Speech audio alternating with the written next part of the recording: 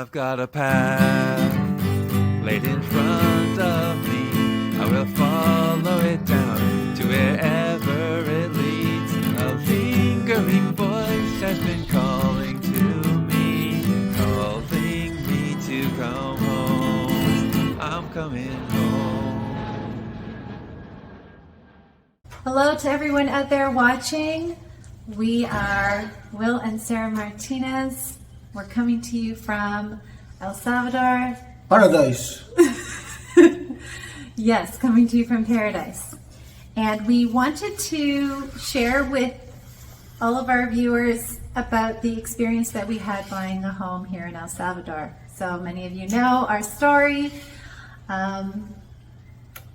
In December of 2023, we sold everything that we own and we moved to El Salvador to start a new life here.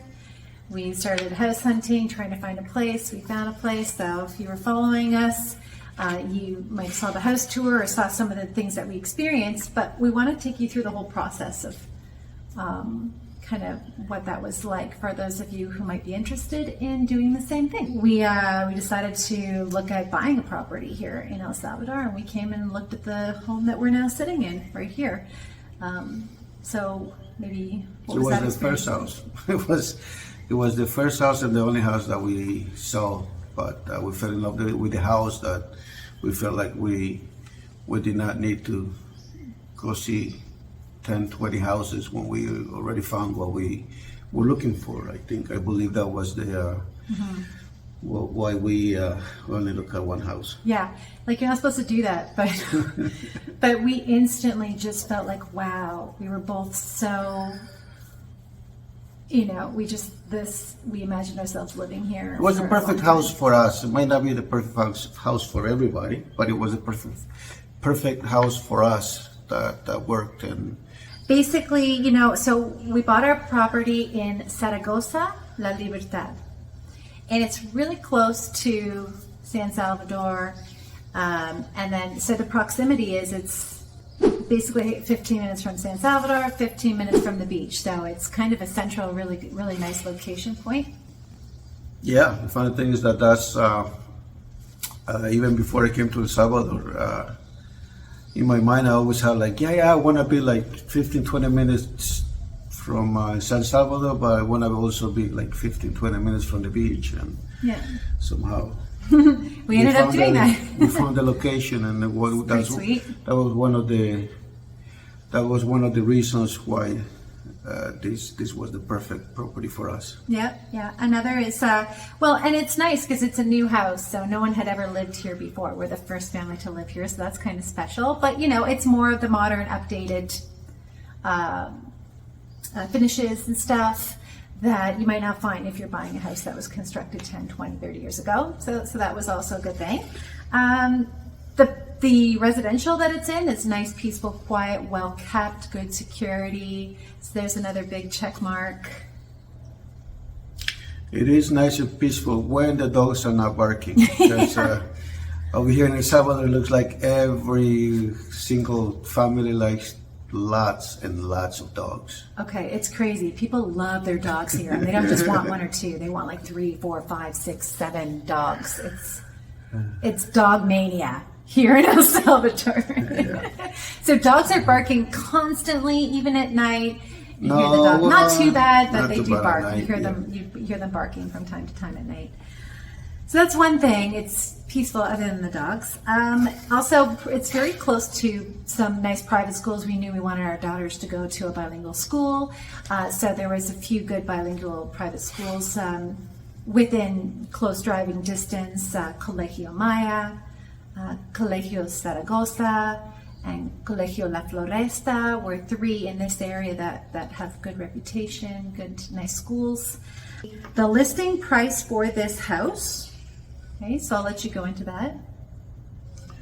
Well, the listing price you find different. If you looked at different websites, it had different prices, but initially was for $300,000, and then they I guess they didn't get any bites, and they put it down to $295,000. That's what they listed as. In some of the websites, well, that's when I that's when I contact him, look at the house, view the house, talk to the wife, and then we made a decision to put an offer. So we offered them 270, right? But that was their initial offer, 270. then the what do you call the realtor, the one that showed us the house, he was okay, yeah. So it's very low, but I'll put it in, see what they say. But anyways, we went in low, but we're negotiating. So well, that's the point of it. When they come back and they said, like actually the real estate agent boss, the owner of the company, Mary, she called me and then she said, well, like, I talked to the owners and, the numbers don't work, or blah, blah, blah, they do their thing. And then I said, so the lowest they're going to go is 285, right? So, and then we came and take a look at the house again and then see what, to see all those final details that whether we were happy or not with it. And then we said, you know what, we will go with 285, but we want the kitchen upgraded, right? Because the countertops, it was just cement, and Sarah wanted quartz. Yeah, I didn't like the countertop and the tile. The countertop was black, and the tile was a dark brown and black. It was I didn't like it at all. So we asked them to change that for us. So yeah, I requested white quartz countertops, which I've always wanted, and the white subway tile. I wanted granite, but obviously she wanted that. I really wanted the white. But I wanted granite. You wanted quartz. That's a discussion that we have, an argument that we have had for many He years. kept trying to convince me to go with granite, and I wasn't budging. Well, it's always the same thing. I like granite, she likes quartz, and we always have that. But it looks like I gave in on this one so she could have her quartz. I'm so happy. And then we had the subway tile change as well. All that stuff change. Looks really the great, sink. It was a pretty old style white sink. Yeah, they had to switch it out to stainless steel. Yeah. Well, once you put the quartz, it has to be underneath, right? And then it has to be because the old style, it was on top of the countertop. And connections for the smoke vent, connection for the fridge. I had no water hookup for the fridge to make ice, right? And then also they had to extend the countertop to the dishwasher, to make room for the dishwasher. They have to do all the hookup for the dishwasher. Yeah, they had to dig right into the concrete for that to run the line. The water. We asked for the changes for the kitchen, for these hookups, for these things to be done. And yes, they said, okay, we said, we'll meet you at 285. If you can do these changes for us, then I think we have a good year. At the moment, even though for El Salvador, we thought that the house was a bit overpriced because of obviously the houses in El Salvador. But in reality, when you think and you look around, you're going to see that houses, the house market here in El Salvador has risen, and then it's a little bit overpriced because of us, of the diaspora actually buying property here, and that's what is driving the market right now for the last year or so, or a couple of years or so, is driving up the prices of homes, right? So, but then again, we look and say, sure, it's a bit overpriced, but the market is gonna just keep going up. It's not gonna go down. And then coming from Canada, right, where houses right now for a single home detached, you're going from $800,000 to $1 million prices, right? Depending on the area where you live, but coming from over there with those kind of prices, you go over here, and then you realize, well, you're still getting a pretty good house for a decent price. Yeah. So then that's why we said, okay, let's do a 285, and that was the final price with all the upgrades that they had to do before that. Yeah. And there was a lot of stuff that we really needed some help and some guidance with, and so Mary, who's the owner of the real estate company that was facilitating the sale. She was super helpful for us. She made recommendations. She helped point things out. Hey, and helped us to say, oh yeah, we should change that, right? So she was really helpful. And even when we needed to buy a vehicle, she knew of somebody that she could hook us up to buy a vehicle. And everybody knows somebody who can do whatever it is that you need to do.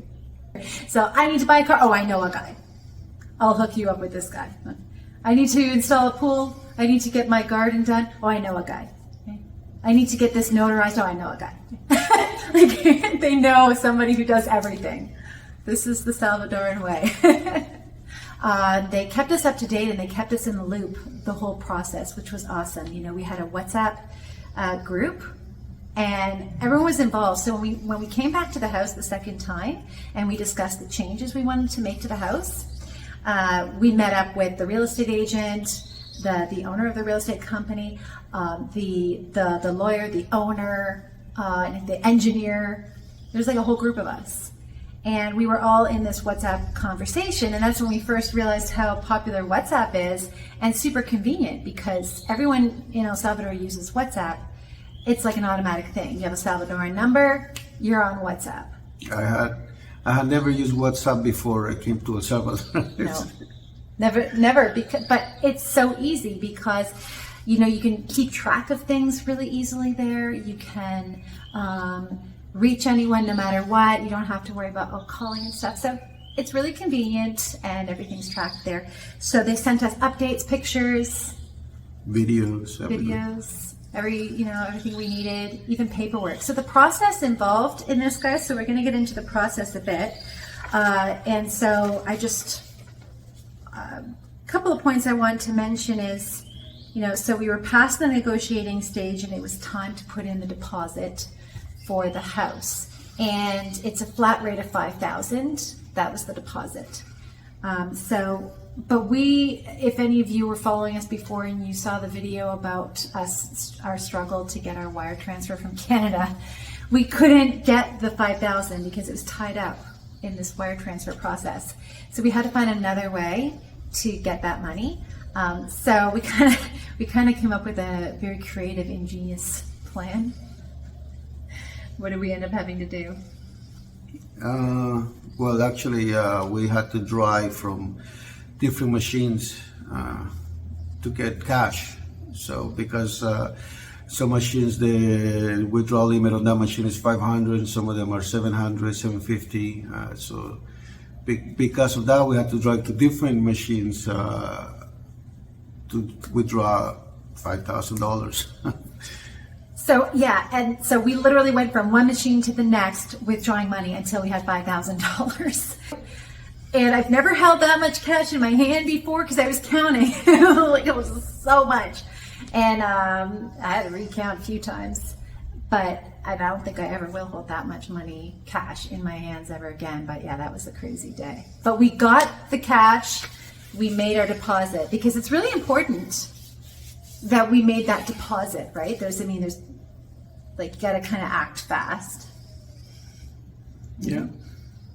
So we knew that it was it was a hot property, right? People were looking at it. We've even had a couple of our subscribers say, hey, I recognize that house. I was looking at that house, right? Like I saw it online. So it was a hot property.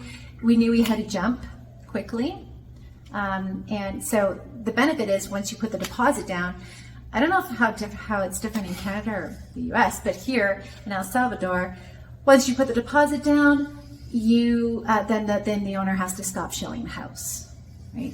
And they also can't back out. They can't change their mind, say, oh, we're going to sell it. They can, but they have to pay you back your deposit as well as an additional penalty of $5,000 to you. So it kind of binds that yes, they're going to sell to us. So and if really we important. decide to back out, then we lose the $5,000 deposit. Other way around too. Yeah, absolutely. So once that deposit was in, and then it was just kind of a waiting game, waiting for the transfer to come through, because we really couldn't do anything until we got our money from Canada. And if you haven't seen the story about that, you can check it out here because that's going to give you some context to what we're talking about. But we were waiting and waiting and waiting for our transfer. And we were getting really close to that cutoff point where the deposit's no longer valid and we would lose it. So that was pretty nerve-wracking. But we got it just in time, basically. So throughout the entire process, we kept in contact through the WhatsApp chat group.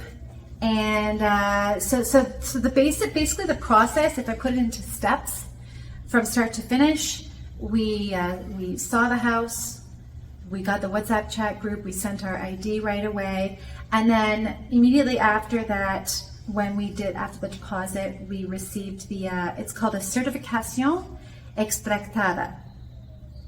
And so it's basically, whenever you buy a property in El Salvador, this is something that needs to be issued with the Centro Nacional de Registros. And it gives you the property information, where it's located, square footage, who's registered on the deed, if there's any liens or any other documents on it, jurisdiction, encumbrances, all that information is on this paper. So we got a copy of that right away. Also, it's a new house, so we needed to get the electricity hooked up, right? Yeah. We needed to get the electricity hooked up, and every owner, every buyer that buys a house, brand new house, they are responsible to pay the fee for the electricity meter, which is very weird here in El Salvador, where you have to pay for the electricity meter for the company to come and install it on your property. It's like they're charging you money for the electricity, but you gotta pay for the device that they come and install. It is not, to my understanding, it's not like that in the United States, and definitely it's not like that in Canada, where the company is responsible to come install that device on your property, and obviously belongs to them. But I don't know if because we pay for it, it belongs to us. But anyways, it's charging us money. Yeah. But it's just weird. It's weird that the new owner of the house, when it's brand new house, you gotta pay for it. When it's been there already, the house has been used already, so that fee has already been paid. Yeah, so that was it was a $560 fee to get that hooked up, and we were asked to pay for that, to cover that. And they were very transparent. They provided us with pictures of the documents. They submitted on our behalf to the electrical company, took care of getting it done. I think the engineer took care of that for us. So the breakdown was, we needed to cover the cost for the land taxes, right? We needed to cover the cost to have It's called the transfer tax. It's not a land tax because there's no property taxes over here in El Salvador. So it's a transfer of title tax. Yeah.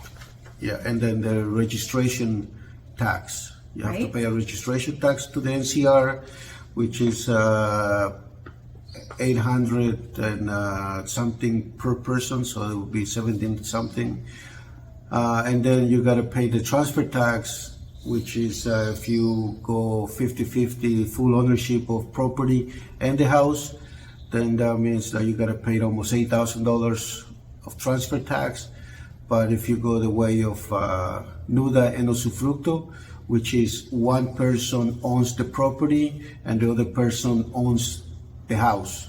And if you go the nuda and usufructo way, you only pay half of the tax, of the transfer tax. Yeah, so it was a no-brainer for us. We're a married couple, so obviously that was a no-brainer for us to go that route. We paid half the tax, so that's great. And then both of our interests are equally covered here.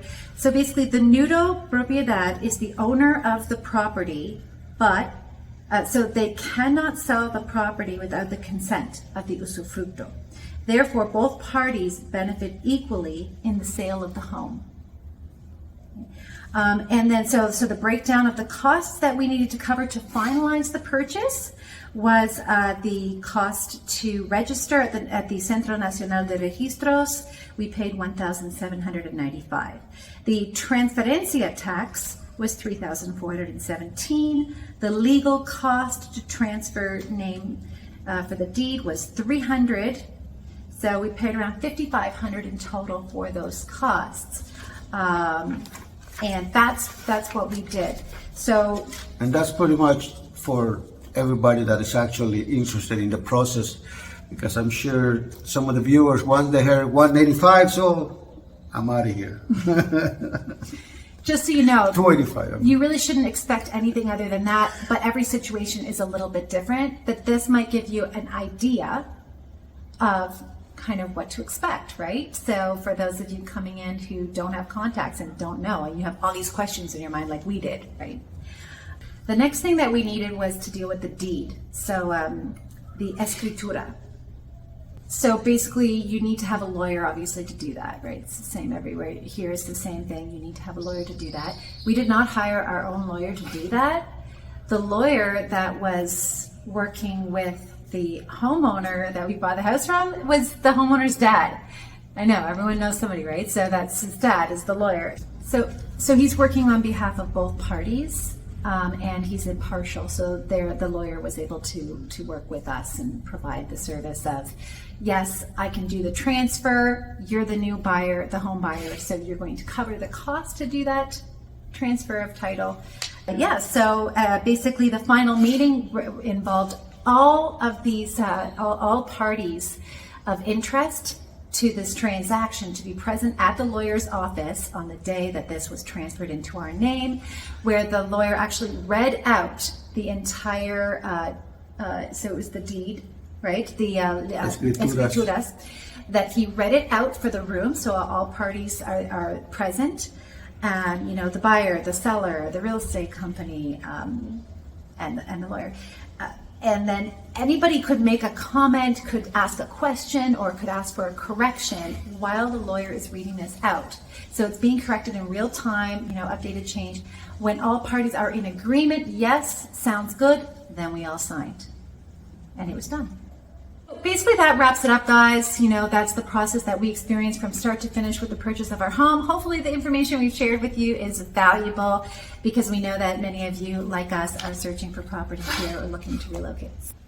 See you guys. All right, see you later. Bye.